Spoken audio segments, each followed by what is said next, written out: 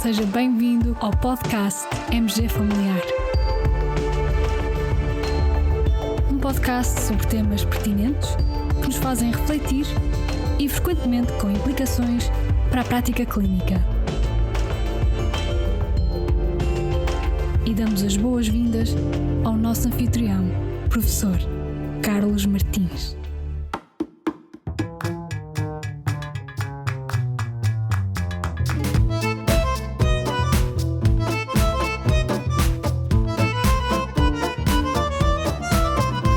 Olá, Dr. Carlos Martins e toda a comunidade MG Familiar e Dr. Cher. O meu nome é Vera Pires, sou médica de família na USF Casa dos Pescadores, na Póvoa de Varzim, e venho partilhar convosco a minha dúvida. Qual a evidência para o uso de anticoagulante oral em baixa dose em associação com antiagregantes na doença arterial periférica dos membros inferiores sintomática em doentes com e sem diabetes? Obrigada! Muito obrigado, Vera, por esta pergunta interessante. Começamos então por fazer uma pequena revisão sobre a doença arterial periférica. Esta patologia resulta do processo oclusivo aterosclerótico nas artérias periféricas e, mais frequentemente, nas extremidades inferiores. A seguir à doença arterial coronária e à doença cerebrovascular, a doença arterial periférica é a terceira principal fonte de morbilidade vascular aterosclerótica. Manifesta-se por claudicação intermitente ou dor atípica nas pernas, pode ser assintomática e é diagnosticada normalmente através do índice tornozelo-braço em repouso se ele for inferior a 0,9. A incidência aumenta com a idade, surgindo sobretudo acima dos 65 anos e principalmente se coexistirem outros fatores de risco cardiovascular. Em termos de prevalência, dados do National Health Nutrition Examination Survey dos Estados Unidos mostram que 5,9% da população dos Estados Unidos com idade superior ou igual a 40 anos tem um índice tornozelo-braço inferior a 0,9, indicando a presença de doença arterial periférica. A associação entre doença arterial periférica e a morbilidade e mortalidade cardiovasculares está bem estabelecida, sendo o índice tornozelo-braço um fator preditor independente. Em relação a fatores que aumentam o risco de se ter doença arterial periférica, então aí temos a idade, a doença aterosclerótica de qualquer leito vascular, o tabagismo, quer presente, quer passado da pessoa, a presença de diabetes, hipertensão, dislipidemia, doença renal crónica. Existem também algumas condições hereditárias, algumas patologias como hipercolesterolemia familiar, hiperhomocisteína e pseudoxantoma elástico que se associam a um maior risco de se ter doença arterial periférica. O tratamento desta patologia tem múltiplas componentes, que inclui programas de exercício para os doentes com claudicação intermitente, por um lado, e também um conjunto de medidas e tratamentos que visam a modificação e o controlo dos eventuais fatores de risco e ainda medicação com o objetivo de prevenir eventos vasculares. Para os doentes sintomáticos, além dos programas de exercício supervisionado, o tratamento com cilostazol, 100 mg por via oral 2 vezes por dia, demonstrou melhorar a distância percorrida ao caminhar e deve ser considerado em todos os doentes com claudicação que lhes afeta a vida diária. E a este respeito, uma pequena nota. Este tratamento parece ser mais eficaz no alívio da claudicação do que o tratamento, entre aspas, clássico com pentoxifilina, em que se usava 400 mg 3 vezes ao dia. É certo que alguns doentes pareciam melhorar com a pentoxifilina, mas a evidência disponível é de menor qualidade e o benefício parece incerto. Isto de acordo com várias revisões sistemáticas, inclusivamente uma da Cochrane. Na vertente da modificação dos fatores de risco, a cessação tabágica é particularmente óbvia e relevante. O tratamento com estatina de alta intensidade é recomendado para todos os pacientes com doença arterial periférica e dispomos de evidência que nestes pacientes a estatina reduz a mortalidade por todas as causas. Em relação ao controle da pressão arterial, o tratamento com IECA ou ARA2 estão recomendados estes fármacos com o objetivo de reduzir o risco de eventos isquémicos cardiovasculares. A antiagregação plaquetária com ácido acetilsalicílico ou clopidogrel está recomendada quer nas pessoas com doença arterial periférica sintomática, quer assintomática. O ticagrelor também pode ser considerado como opção. A terapêutica antiplaquetária dupla, a associação de aspirina e clopidogrel, está recomendada apenas após uma eventual intervenção endovascular. Mais recentemente, tem surgido a possibilidade de se conseguir uma proteção adicional destes pacientes quando, para além do ácido acetilsalicílico, se adiciona rivaroxabano 2,5 mg, ou seja, numa dose baixa 2 vezes por dia. E aqui então estamos a tentar responder já à pergunta que a nossa colega Vera nos coloca. Em termos de evidência disponível, dispomos de um estudo multicêntrico, o COMPASS Trial, que incluiu 27.395 doentes com doença coronária estável ou doença arterial periférica. Os participantes foram aleatoriamente alocados a um de 3 ramos. Num ramo foram submetidos a tratamento com dose baixa de rivaroxabano 2,5 mg 2 vezes por dia, associado ao ácido acetilsalicílico 100 mg uma vez por dia.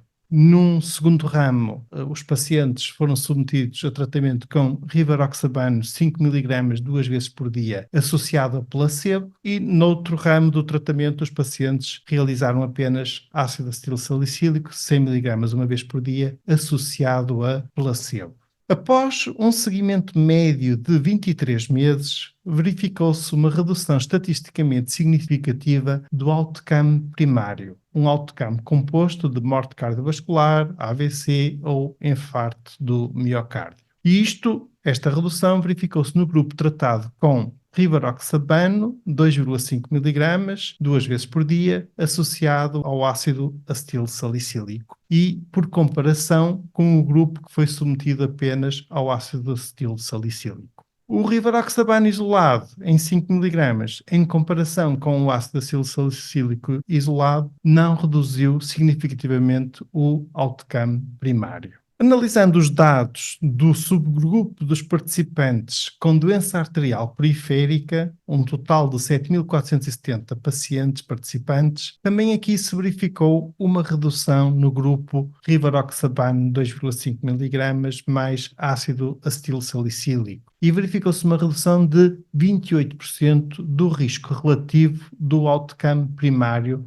em comparação com o grupo com ácido acetilsalicílico isoladamente, tendo sido a redução do risco absoluto de cerca de 1,8%, correspondendo isto a um número necessário para tratar de 56.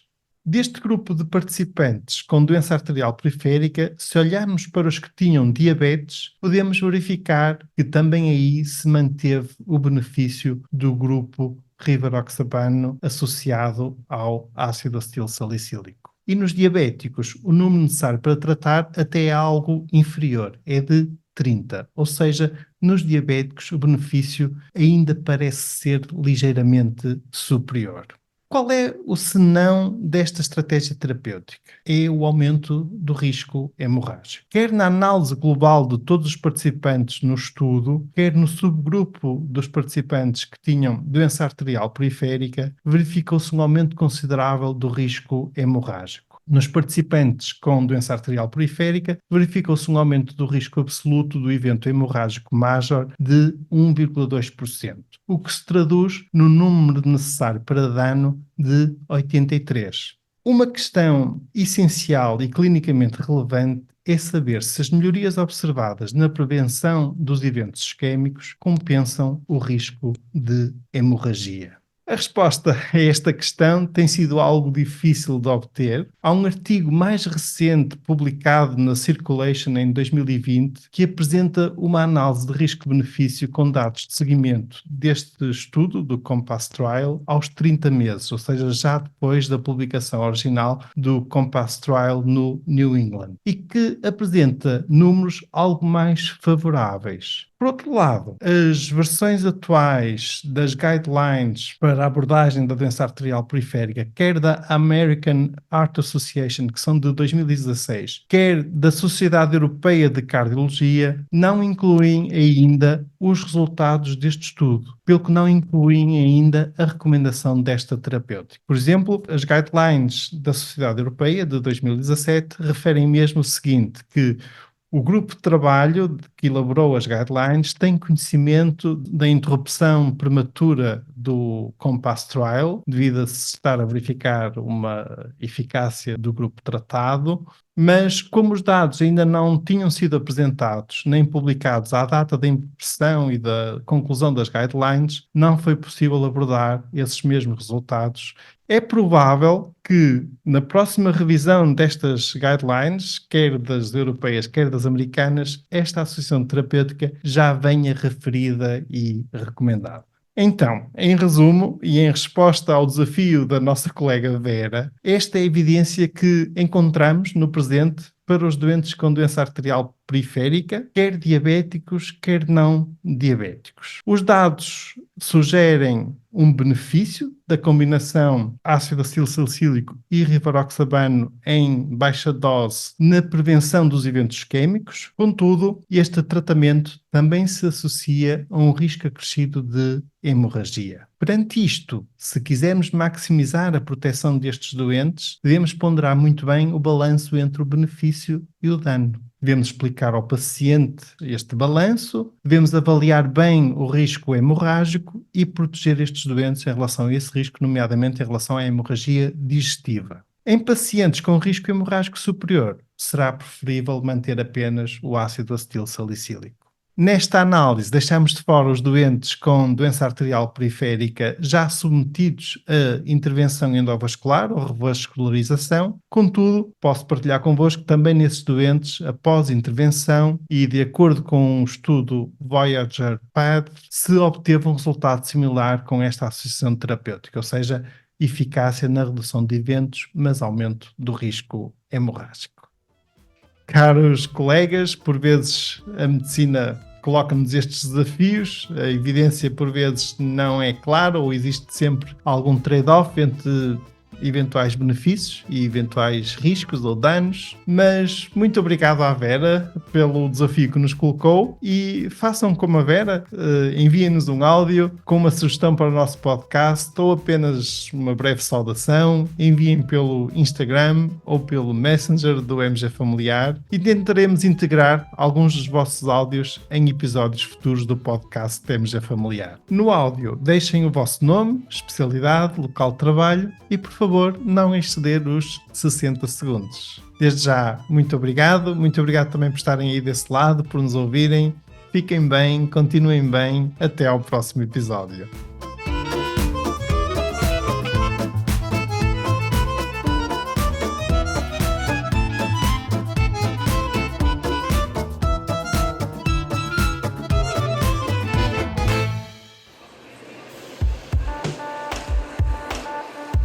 Terminamos assim esta edição do podcast MG Familiar. Muito obrigada por nos ouvir. Se desejar completar a sua leitura, muitos dos conteúdos abordados neste podcast estão disponíveis em www.mgfamiliar.net. Até ao próximo episódio.